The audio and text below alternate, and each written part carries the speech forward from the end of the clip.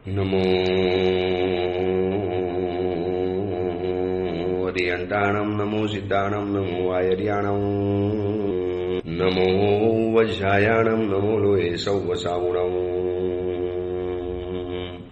એસો પંચ નમુકારો સૌવ પાવપણાસણો મંગલાહાહણમ ચ સૌવેસી પરમમ વૈ મંગલમ મંગલમ ભગવાન વીરો મંગલમ ગૌતમ પ્રભુ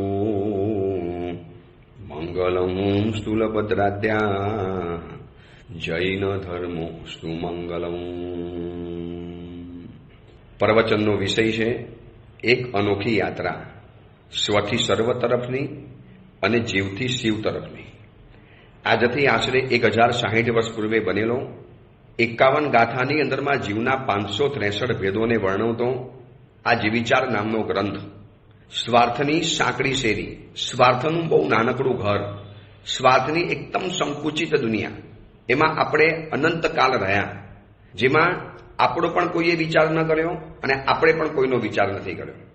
કોઈ કરનારા હતા આપણો વિચાર, જે આવા તીર્થંકર પરમાત્મા, આવા કેવલ જ્ઞાનીઓ, આવા જ્ઞાનીઓ, આવા મહામુનિઓ કે જે લોકોએ આપણો વિચાર કર્યો અને દુનિયાને બતાવ્યું કે જીવોને પણ બચાવો, જીવોની રક્ષા કરો, જીવોની સુરક્ષા કરો. એવા જીવોની સુરક્ષા કરો કે જે જીવો પરાધીન છે, ગુલામ છે, પરતંત્ર છે, ગુલામીની જંજીરોની અંદરમાં જકડાયેલા છે, જે પોતાની રીતે હાલી ચાલી નથી શકતા, જે બોલી પણ નથી શકતા, ચિત્કાર પણ નથી કરી શકતા.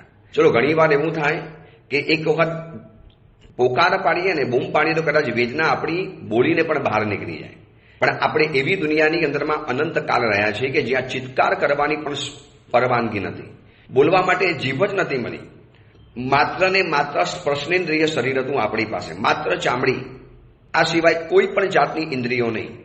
હવે વેદના તો ભયંકર, એટલી વેદના કે આમ બરાડી આમ ચીસ પાડીને ગગન ગજાવી નાખી, એટલી બધી ભયંકર પીડા હતી આપણને એ ભવોની અંદરમાં.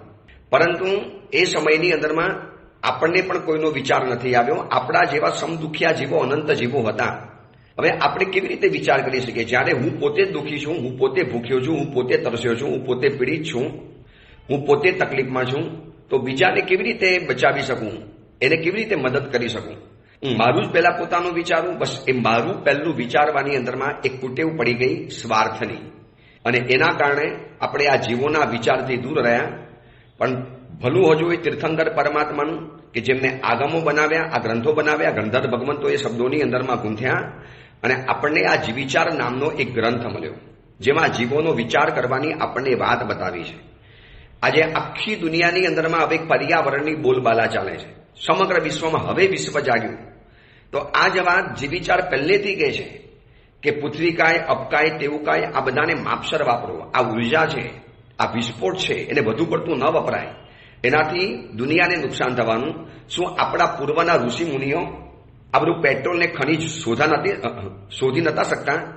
અરે એમની પાસે તો વધારે જ્ઞાન હતું, આજના સાયન્ટિસ્ટ કરતા તો વધારે જ્ઞાન હતું એમની પાસે. પણ કેમ ન શોધ્યું? એમને ખબર હતી કે માનવ જાત માટે આટલી વસ્તુ બરોબર છે, આનાથી વસ્તુ એક્સેસ છે, એના માટે નુકસાનકારક છે. જે દિવસથી પેટ્રોલ અને ડીઝલ શોધાયું, જે દિવસથી ઇલેક્ટ્રિસિટી શોધાઈ, બસ એ દિવસથી આખી દુનિયાની પથારી ફરી ગઈ છે. જેને એન્વાયરમેન્ટ કહો, પર્યાવરણ કહો, ગ્લોબલ ઇમેજ કહો, જે પણ કહો, આ બધું ત્યારથી શરૂઆત થઈ ગઈ. જેટલી ઉર્જાઓ જમીનમાંથી બહાર કાઢી, ડીઝલ આવ્યું, પેટ્રોલ આવ્યું, એમાંથી ડામર આવ્યો, એમાંથી પ્લાસ્ટિક બન્યું, અને પ્લાસ્ટિકે જે હાહાકાર મચાવ્યો છે વર્તમાન સમયની અંદરમાં. પ્લાસ્ટિકની જે વાતો ચાલે છે, એમ કહેવાય છે કે દરિયાના સમંદરના પેટાળની અંદરમાં માઇક્રો પ્લાસ્ટિક પહોંચી ગયા છે. અને આજના જાણકારો એમ કહે છે, સફારી નામનું મેગેઝિન એમ બતાવે છે કે 2050માં, ઈસવીસન 2050ની અંદરમાં દરિયામાં માછલી કરતા પ્લાસ્ટિક વધારે હશે. આ આજના પર્યાવરણવિદો આ બધા ફિગર બતાવે છે, હું મારા ઘરનું નથી બતાવતો. તો આ પરમાત્માએ જીવોનો વિચાર કરવાનું આપણે કેટલું પહેલું બતાવેલું કે ભાઈ તમે તમારી સુખ સુવિધા માટે આટલું બધું પ્લાસ્ટિક વાપરશો, આટલી બધી તમે પ્લાસ્ટિકની દુનિયાની ભરમાર પેદા કરી લેશો. પછી એ રમકડા હોય કે ચમચી હોય કે થેલી હોય કે કોથળી હોય, ડબ્બા હોય, બધું જ પ્લાસ્ટિકનું બનવા માંડ્યું. 2050ની અંદરમાં દરિયામાં માછલી કરતા વધારે પ્લાસ્ટિક હશે. જે પ્લાસ્ટિકની બોટલનું પાણી આપણે માત્ર 5 મિનિટ કે 7 મિનિટની અંદરમાં गटगटावी જઈએ છીએ। जिस बोतल प्लास्टिक की बोतल का पानी पीने में सिर्फ 5 मिनट लगती हैं। હવે ધ્યાનથી સાંભળજો, એ પ્લાસ્ટિક જમીનની અંદરમાં 700 વર્ષ સુધી એમનું એમ પડ્યું રહે છે। પછી એના ધીરે ધીરે ધીરે માઇક્રો ટુકડા થતા જાય, ઝીણા ઝીણા ઝીણા ટુકડા થતા જાય। આ પ્લાસ્ટિક એટલો રાક્ષસ છે, પર્યાવરણ માટે એટલો ખતરનાક દુશ્મન છે, પર્યાવરણ માટે એટલો ઘાતક અને બાધક છે કે એના માઇક્રો ટુકડા આજનું રિસર્ચ કેમ કે છે। કેટલા સમય પહેલા મેં એક લેખ વાંચેલો, એમાં લખ્યું છે કે ગર્ભવતી માતાના બાળકના પેટમાંથી પ્લાસ્ટિકના ટુકડા મળ્યા છે, સાવ માઇક્રો પ્લાસ્ટિક। માઇક્રો એટલે મિની કરતા પણ મિની માઇક્રો, એકદમ ઝીણા ઝીણા ટુકડા। એટલું બધું પ્લાસ્ટિક ચારે કોર વેરાઈ ગયું છે। હવે વિહારોની અંદરમાં જોઈએ છીએ, કચરાના ઢગલાની અંદરમાં જે પ્લાસ્ટિક ખડકાયેલા હોય, એમ થાય કે આ દુનિયા ક્યારે નષ્ટ થશે, ક્યારે વિનષ્ટ બનશે। અને આ પ્લાસ્ટિક નામનો રાક્ષસ એવો છે કે 700 વર્ષ સુધી જમીનની અંદરમાં એમનો એમ પડ્યો રહે। એને બારો તો પણ પર્યાવરણને નુકસાન, એને દાટો તો જમીનમાં 700 વર્ષ પડ્યો રહે અને પાણીના સ્ત્રોતને અટકાવી નાખે। પ્લાસ્ટિક છે, પાણીને અટકાવી નાખે, એનો કચરો જમા થાય, પ્લાસ્ટિકને જમા કરાવીને સમંદરના પેટારોની અંદરમાં પ્લાસ્ટિક એટલું બધું પહોંચી ગયું છે કે 2050ની અંદરમાં માછલી કરતા પ્લાસ્ટિક વધારે દરિયામાં દેખાવાનું છે। હવે આ બધું કેમ બન્યું? જીવોનો વિચાર નથી કર્યો માટે। આ જીવિચાર છે ને એટલા મોટા પર્યાવરણના એવોર્ડને પાત્ર બને છે। જો આપણે એને જીવિચારને દુનિયાની સમક્ષ રજૂ કરીએ ને, આવતીકાલે પર્યાવરણની સમિટ ભરાય, એન્વાયરમેન્ટ માટે જે આખા દુનિયાના દેશો બધા ભેગા થાય છે, બ્રિક્સ દેશો, જેને બ્રિક્સ દેશો કહેવાય છે, બ્રાઝિલ ને ઇન્ડિયા ને આ બધા ભેગા થાય એટલે એને બ્રિક્સ દેશ કહેવાય છે। આ બધી કન્ટ્રી જ્યારે ભેગી થાય અને જો એ લોકોને એની ભાષામાં એની રીતે આપણા જીવિચાર રજૂ કરવાની અંદરમાં આવે ને, હું તમને દાવા સાથે કહી શકું છું કે આ જીવિચાર ગ્રંથને દુનિયાનો સૌથી મોટો મેક્સેસ કે એના જે પણ મોટામાં મોટો એવોર્ડ ગણાતો હોય એવોર્ડ મળી જાય। આટલી બધી વાતો બતાવી છે જીવોની, જીવોને બચાવવાની, જીવોને સહકાર કરવાની, જીવોને હેલ્પ કરવાની। અમે તો એના માટે આ મિટિંગો ભરીએ છીએ અને એ વાત પરમાત્મા મહાવીરે આજથી કેવળ જ્ઞાન પામ્યા ત્યારે 2600 વર્ષ પહેલા બતાવીને ગયા। દુનિયા તો આજે જાગી, પર્યાવરણ બગડ્યું છે, ગ્લોબલ ઇમેજ શરૂ થઈ ગઈ છે, પછી છિદ્ર પડી ગયા છે અને આ બધું એન્વાયરમેન્ટ બગડી ગયું છે। બાબા, આ બધા શબ્દો તમારી પાસે હવે આવ્યા। અમારી પાસે આ જીવિચાર નામનો શબ્દ આ જ હતો અને એ આ જ કહેતું હતું। અને આ જીવિચાર એટલે કોઈ પૂછે ને તમને આજની ભાષાની અંદરમાં તમારે આંખ મીચીને કહી દેવાનું, ઝીરો વેસ્ટ લાઈફસ્ટાઈલ શીખવાડે એનું નામ છે જીવિચાર। અત્યારે આ સિસ્ટમ ચાલે છે, how to live a zero waste life, જેમાં બિલકુલ વેસ્ટેજ ન થાય એવી ઝીરો વેસ્ટ લાઈફ, એ કેવી રીતે જીવી, હાઉ ટુ લીવ, કેવી રીતે જીવવાની, એ આપણને આ જીવિચાર શીખવાડે છે। આજે આ જીવિચાર જે ભણે છે, એટલા બધા લોકોના સમાચાર આવે છે, મને તો એમ થયું કે કદાચ લોકોને વધારે ગમ્યો હશે કુવલયમાલા ગ્રંથ કે અંબર ચરિત્ર કે ધન્ય ચરિત્ર, જે આપણે આ સુધીની અંદરમાં 8 ગ્રંથ બનેલા છે। પણ જેટલા લોકોના રિસ્પોન્સ, પ્રતિભાવ, જેટલા લોકોના આવે છે, ગુરુદેવ અમે પણ જીવિચાર ભણ્યા છીએ નાની ઉંમરમાં, શિક્ષક પાસે, પંડિતજી પાસે, સર પાસે, ટીચર પાસે ભણ્યા હતા, કોઈ ગુરુ ભગવાન પાસે ભણ્યા હતા, પણ જે રીતે આ વિસ્તારથી અને વર્તમાન સમયની દુનિયાને સાથે રાખીને આપ જીવિચાર સંભળાવો છો, અમારી લાઈફની સાથે જે આ જોડાયેલા જીવિચાર છે, મને તો એમ થાય કે નાનકડી ઉંમરમાંથી પાઠશાલાઓમાં જીવિચાર એકદમ સરળ ભાષાની અંદરમાં ભણાવવા જોઈએ। 5 પ્રતિક્રમણ 2 પ્રતિક્રમણની સાથે તો દીકરો મોબાઈલની જીદ નહીં કરે, દીકરો બાઇક લેવા માટે જીદે નહીં ચડે, કે દીકરી આટલા બધા ફેશન માટે કદાચ જીદે નહીં ચડી જાય। એને ખબર પડી જશે કે આટલા બધા જીવોની દુનિયાની હત્યા કરીને જો મારે એક વસ્ત્ર પહેરવું હોય, મારે એક મોબાઈલ લાવવાનો હોય, મારે એક સ્કૂટર ફેરવવાનું હોય, આટલા બધા જીવોની કબર ઉપર મારે મારી જિંદગીનો મહેલ બનાવવાનો નથી બનાવવાનો। આ જીવિચાર ભણતા ભણતા એ મગજની અંદરમાં સ્ટ્રાઇક થાય, એક લાઇટ થશે અંદરમાં। અને આ એકદમ હળવી ભાષાના જીવિચારના પ્રવચન કરું છું।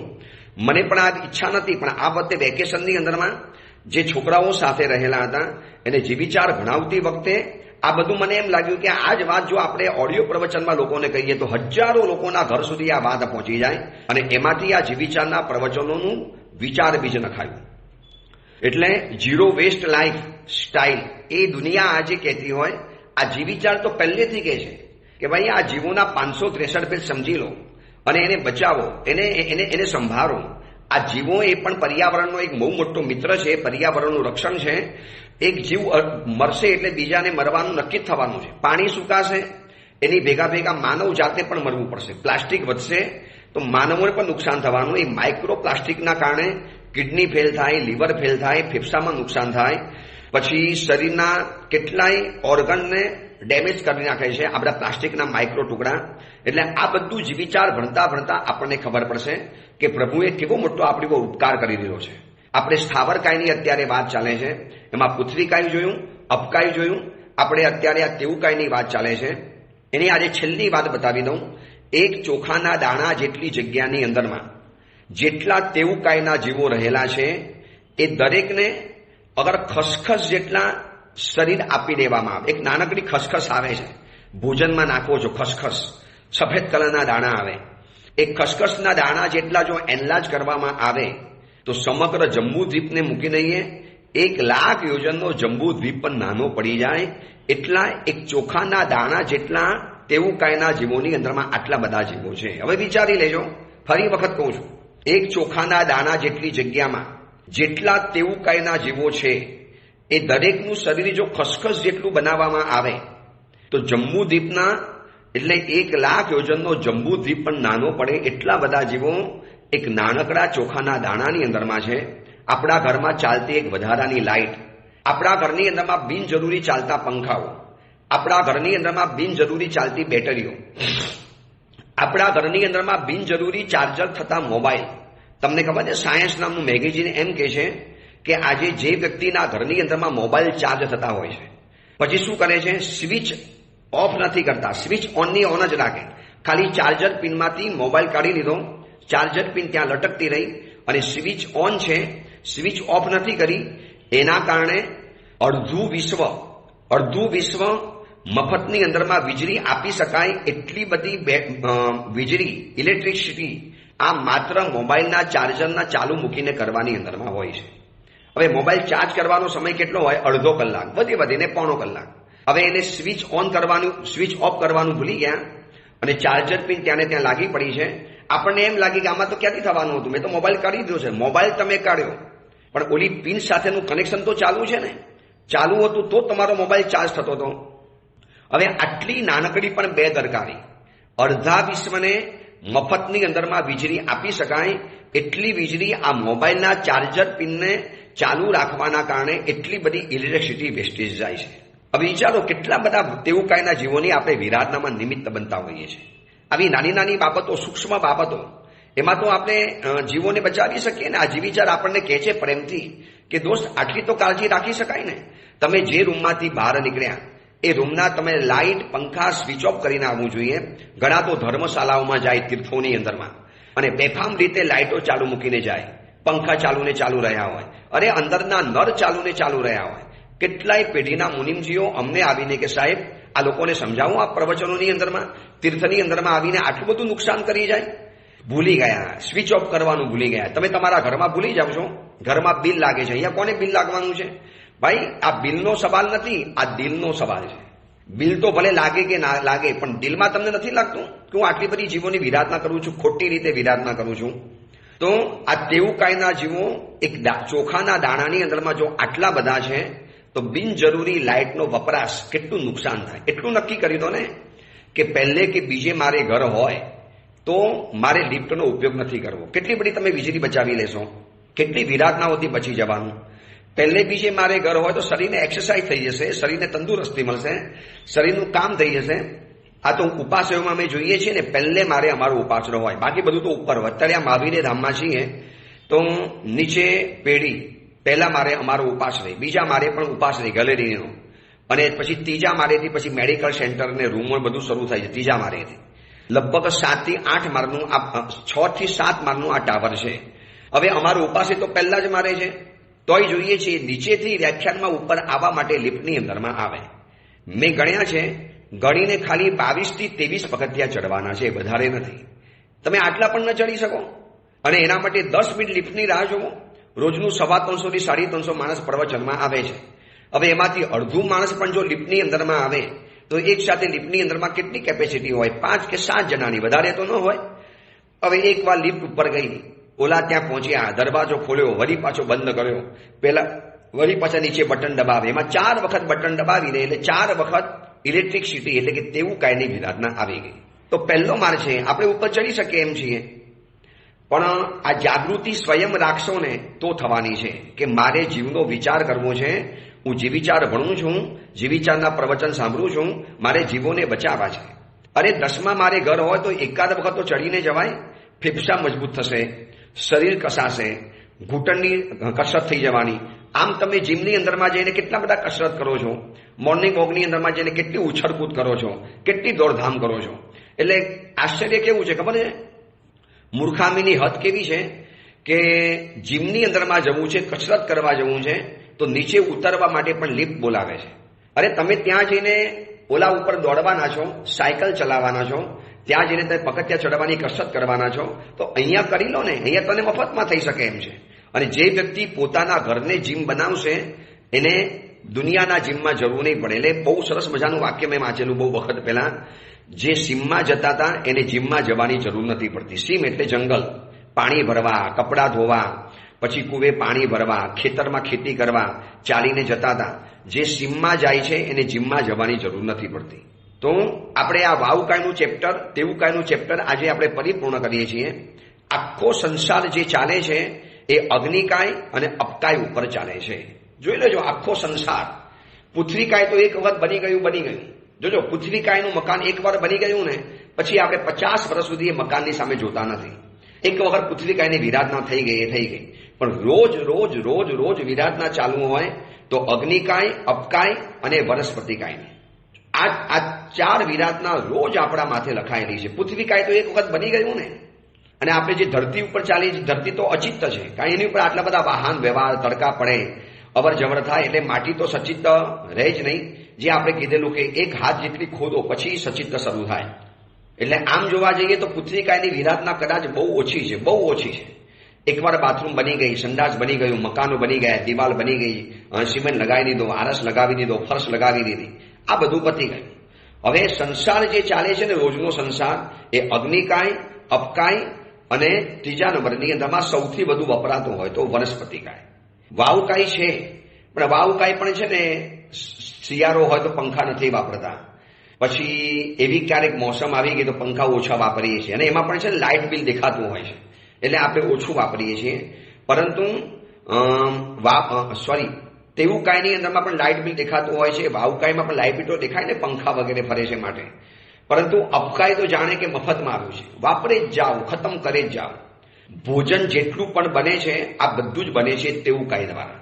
જેટલી રસોઈ વધારે બનાવવાની, જેટલા શાક ઘરમાં વધારે બનવાના. ઘરમાં 4 જણા હોય તો 6 પ્રકારના શાક બને છે, સબ્જી બને છે. હવે સબ્જી બની છે વનસ્પતિકાયથી. તમે સબ્જી જે કાપી એ વનસ્પતિકાય છે. તમે જેની ઉપર બનાવ્યું એ તેવુકાય છે. એટલે તેવુકાય અને વનસ્પતિકાય ભેગા થાય ત્યારે આપણે ભોજન કરી શકીએ. તો ઠંડુ હોય તો ન ચાલી શકે, કેમ ગરમ કરાવવાનું? ચાલી જશે, કાંઈ વાંધો નહીં. એવું કંઈ શરીરમાં ગડબડ હોય, નુકસાન હોય, કોઈ ચા જેવી ચીજ હોય ને તમે ગરમ કરાવો તો વાત બરોબર છે. પણ નોર્મલી ચીજ એ જરા ગરમ કરી દેતો, જરા ગરમ કરી લેજે. તો આજે એવા કેટલાય મહાત્મા છે કે એકાશના કરતા હોય તો બપોરના દૂધ તમારા ઘરમાં જેવું હોય એવું લઈ લે છે. ના પાડીને કદાચ ભક્તિવાળા સાવક સાવિકાઓ અમને કે સાહેબ થોડું ગરમ કરી દે, ઉપર જઈ આવો ને. અમે કહીએ બેન નહીં. શું કામ અમારે અમારું પાપી પેટ ભરવા માટે આટલા બધા પાપ કરવાના? એક પાપી પેટ ભરવા માટે કેટલા બધા પાપ કરવાના? મુદ્દા તો ખાલી 2 જ છે, પણ કેટલી વેઠ. મુદ્દા તો ખાલી 2 જ છે ને, પૈસા અને પેટ. તો પણ કેટલી બધી વેઠ કરવાની, કેટલી બધી વિરાધના કરવાની. આ જીવિચારના પ્રવચન સાંભળતા નક્કી કરો કે પૃથ્વીકાયને બચાવીશ, અપકાયને બચાવીશ, સાથે સાથે તેવુકાયના જીવોને પણ બચાવીશ. આ ચોખાના દાણાની અંદરમાં જો આટલા બધા જીવો હોય કે ખસખસ જેટલા કરી અને 1 લાખ યોજનનો જંબુદ્વીપ જો નાનો પડતો હોય તો શું કામ આટલી બધી જીવોની કટલે આમ ચલાવી દેવાની? કેમ ખતમ કરી દેવાના? એટલે ફરી વખત આખો સંસાર ચાલે છે અગ્નિકાય અને અપકાય ઉપર. એની હિંસા સંસારની અંદરમાં રહેલા જીવોને થવાની છે. એના વિના તમે નહીં ચલાવી શકો. હવે આજે હું સાધુ જીવનમાં છું ને તો ચલો અમારે વાવકાય લગભગ નથી, પંખા એસી તો લગભગ નથી વાપરતા. લગભગ એટલે વાપરતા જ નથી. કોઈ એવા હોસ્પિટલમાં જવાનું પડ્યું, કોઈ બીમારી આવી ત્યારની વાત બરોબર છે. બાકી અમારે અપકાય અને વાવકાયની વિરાધના તો અમારે પણ થવાની. કારણ કે પાણીને રોજ ગરમ કરવાનું. પહેલા તો કેવું હતું કે લોકોના ઘરમાં લોકો પાણી પીતા હતા. એટલા માટે આપણે શબ્દ મૂક્યો ને, ભાત પાણીનો લાભ દેજોજી. ભાત એટલે બધી સોલિડ વસ્તુ અને પાણી એટલે બધી લિક્વિડ વસ્તુ. સાહેબ, ભાત પાણીનો લાભ દેજોજી જે આપણે બોલતા હતા સૂત્રોની અંદરમાં, પણ હવે પાણી તો લગભગ ઘરોમાં ગયું. ઉપવાસ એમાં જ પાણી બનતું હોય છે અમારા માટે સવારના પોરમાં આંધણ ચડે એવું દિલ જલે છે. પણ શું કરે, મજબૂરી કા નામ મહાત્મા ગાંધી. અમારો પ્રમાદ, અમારી આરસ ગણો કે અમારી જે થોડી ઘણી અશિસ્ત ગણો કે જે પણ ગણો હોય, અમે પણ હવે આમિલ સારાના પાણી વરવા માંડ્યા, નીચે બનેલું પાણી વરવા માંડ્યા. લોકોના ઘરમાં પાણી મળતું નથી. સ્કાય સ્કેપર બિલ્ડિંગ દૂર દૂર સુધી જવાનું. આ તમે આવજો મહાવીર ધામ જોવા માટે, ખબર પડશે. આજુબાજુની અંદરમાં એટલા ઊંચા હાઈરાઇઝ બિલ્ડિંગો છે. ખાલી સોસાયટીની અંદરમાં જઈ અને પાછું આવવું હોય ને તો બિલ્ડિંગમાં કિલોમીટર થઈ જાય ચાલવાનું, કિલોમીટર 2 કિલોમીટર. અલગ અલગ વિંગમાં ઘર, ઉપર જવાનું, મોટા મોટા ઘરો ખખડાવવાના, અંદરથી ખુલે. જે ગોચરી બીજા એરિયાની અંદરમાં અડધો કલાકમાં આવે એ ગોચરી અહીંયા 1.5 થી 1.25 કલાકમાં આવે છે. વિચારી લેજો સાધુ ભગવંતોને કેટલું બધું ફરવું પડતું હશે. હવે આખો સંસાર ચાલે છે અગ્નિકાય અને અપકાય ઉપર. આપણે એની વાર પતાવી દીધી. તેવું કાયની અંદરમાં જૈના માટે જે બતાવ્યું એ લિફ્ટ ઓછી વાપરવી, મોબાઈલ બને એટલા ઓછા વાપરવા, જેટલું બને એટલું તેવું કાયના જીવોની સુરક્ષા કરવાની કોશિશ કરવી. દિવસના અજવાળું ઘરમાં હોય તો લાઇટ નહીં કરાવવાની. વગર લાઇટે કામ ચાલતું હોય તો લાઇટની મારે જરૂર નથી. આવા બધા નાની જીવોની જો આપણે જૈના કરશું તો કેટલા બધા જીવો બચી જવાના, કેટલા બધા જીવોને અભયદાન મળી જવાનું. આપણા કારણે તો નહીં મળે ને, ભલે લોકો એમને મળશે, આપણા કારણે તો નથી જ મળવાના. એટલે અગ્નિકાયના ઓછામાં ઓછા ઉપયોગથી જીવાય એવી લાઈફસ્ટાઈલ કીધું ને, ઝીરો વેસ્ટ લાઈફસ્ટાઈલ, ઓછામાં ઓછું વેસ્ટેજ જાય એવી રીતે મારી જિંદગી જીવી છે. હવે આપણે પ્રવેશ કરીએ છીએ વાવકાયની અંદરમાં. વાવકાયના પણ 2 ભેદ છે, સૂક્ષ્મ અને બાદર. એના પણ સૂક્ષ્મના વરી પાછા 2 ભેદ, પર્યાપ્તા અને અપર્યાપ્તા. બાદરના વરી પાછા 2 ભેદ, પર્યાપ્તા અને અપર્યાપ્તા. જેને પોતાની સઘળી પર્યાપ્તિ પરિપૂર્ણ કરી છે, 6 પર્યાપ્તિ પરિપૂર્ણ કરી છે, એ બધા પર્યાપ્તા કહેવાય. 1 2 3 4 આવી જેટલી પર્યાપ્તિ પૂરી કરી હોય અને પૂરી કર્યા વગર મરી જાય એને કહેવાય છે અપર્યાપ્તા જીવો. તો બાદર પર્યાપ્તા અને સૂક્ષ્મ વાવકાય અને બાદર વાવકાય, બરોબર ને. પછી પર્યાપ્તા અને અપર્યાપ્તા. હવે સૂક્ષ્મ વાવકાય તો આપણા કોઈ હિસાબમાં આવતા જ નથી, કારણ કે એ જીવો સાથે આપણો પનારો છે, પણ આપણાથી મરતા નથી, હણાતા નથી, છેદાતા નથી, ભેદાતા નથી, ભીંજાતા નથી. આપણે એને કાપી પણ નથી શકતા, ચૂરી પણ નથી શકતા. 14 રાજની અંદરમાં ઠાંસીને ભરેલા છે. જગતના દરેક આકાશ પ્રદેશ ઉપર અસંખ્યાતા ઠાંસીને ભરેલા છે વાવુકાયના, સૂક્ષ્મ વાવુકાયના જીવો. હવે સૂક્ષ્મ વાયુકાયના જીવો પણ આપણે 2 જોયા, પર્યાપ્તા અને અપર્યાપ્તા. હવે અપર્યાપ્તા સૂક્ષ્મ જે વાવુકાય છે એ શરીરના અંગોના અસંખ્યાત્મ ભાગ જેટલા છે. એનું આયુષ્ય પણ અંતર્મુહૂર્તનું છે.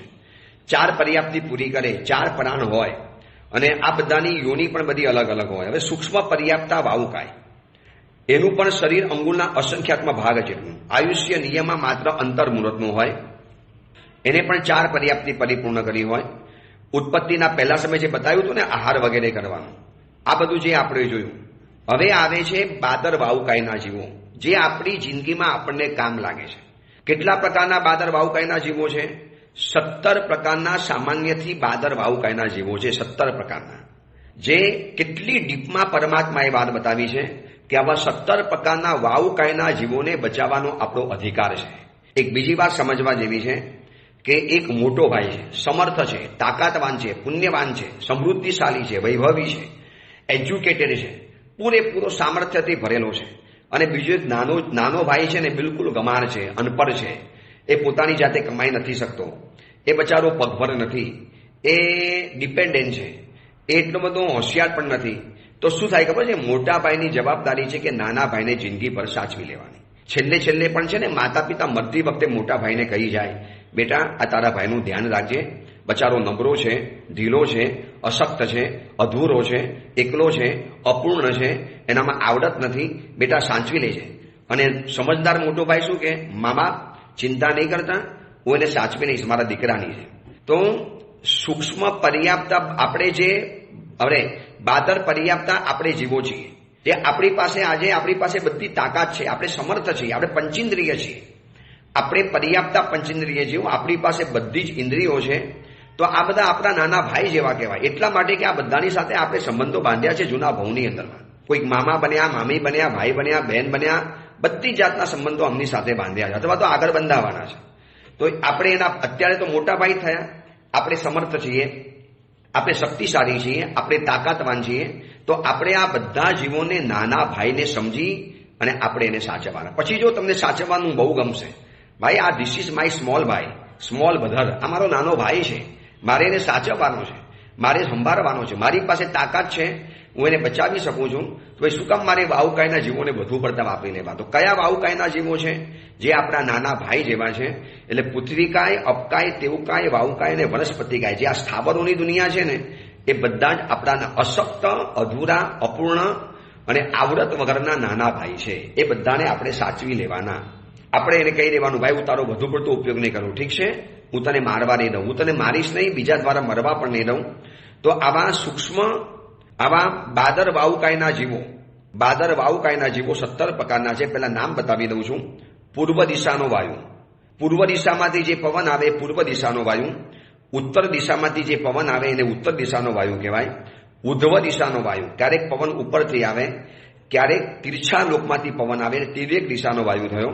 એટલે કે પૂર્વ દિશા ઈસ્ટ, ઉત્તર એટલે નોર્થ, ઉધ્વ એટલે ઉપરની દિશા, તિર્યક એટલે ક્રોસની દિશા, પછી ગુંજારવ કરતો વાયુ, પછી મંડલીય વાયુ. જે વાયુ ક્યારેક ક્યારેક છે ને, ગયા હો ક્યારેક કોઈક જગ્યામાં તમે ગું ગું ગું ગું કરતો તમને વાયુ સંભળાતો હશે, જેને ગુંજારવ વાયુ કહેવાય. જે થાય ત્યારે ગું ગું અવાજ આવે. પછી મંડલિક વાયુ, જે એટલો ગોળ ગોળ માંડલા જેવો ઘૂમે, ક્યારેક કોઈ રણ પ્રદેશમાં ગયા હો, જેને ભમરીયો વાયુ કહેવાય, ગોળ ગોળ ઘૂમે. પછી ઝુઝુ વાયુ, પછી ઘન વાયુ, પછી પશ્ચિમ દિશાનો વાયુ, દક્ષિણ દિશાનો વાયુ, અધો દિશાનો વાયુ, પછી વી દિશાનો વાયુ, પછી ઉક્કલ્યો વાયુ, જામી વાયુ, સંવર્તક વાયુ. જે સંવર્તક પવન વિકુર્વે છે ને, તીર્થંકર પરમાત્માનો જન્મ થાય ત્યારે 56 કુમારિકાઓ. પછી તનુવાત અને 17મા નંબરમાં આવે છે શુદ્ધ વાવુકાય. આ વાવુકાયના જીવોના પ્રકારો છે.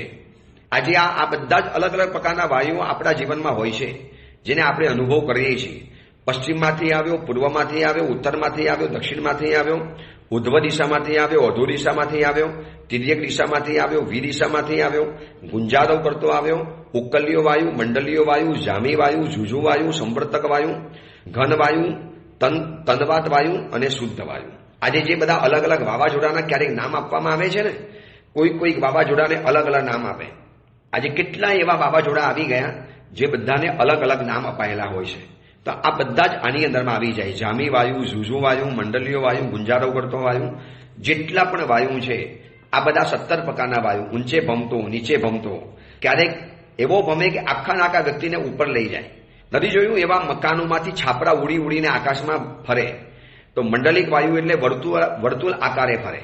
પછી મહવાયુ એટલે મોટું વાવાઝોડું, જે ભયંકર વાવાઝોડા ચોમાસાની અંદરમાં ફૂંકાતા હોય છે. વર્ષો પહેલા કંડલાની અંદરમાં એટલું ભયંકર વાવાઝોડું ફૂંકાયેલું કે મોટી મોટી સ્ટીમર ઉચકાઈને શહેરની અંદરમાં આવી ગઈ હતી. એટલો ભયંકર વાયુ ગુંજાયેલો, ગુંજારવ વાયુ. આ બધા જ વાવુકાયના જીવો છે. હવે એને આપણે બચાવવાના, કેવી રીતે બચાવવાના, કેવી રીતે સુરક્ષા કરવાની, એનો તો આપણે વિસ્તાર કરીશું આવતીકાલે. પણ આ ઘરની અંદરમાં અત્યારે જે વાયુ છે ને, હવે કહો સાહેબ પંખાનો વાયુ નથી, ભાઈ એ બધા વાયુ આમ જ આવી ગયા. પંખાના વાયુ હોય કે પછી બીજા મશીનમાંથી ફેંકાતા વાયુ હોય, આજે જેટલા પણ હવા ખાવાના જેટલા પણ મશીનો બની ગયા. પછી એસી હોય, એસીમાંથી પણ ઠંડો પવન તો આવતો જ હોય છે.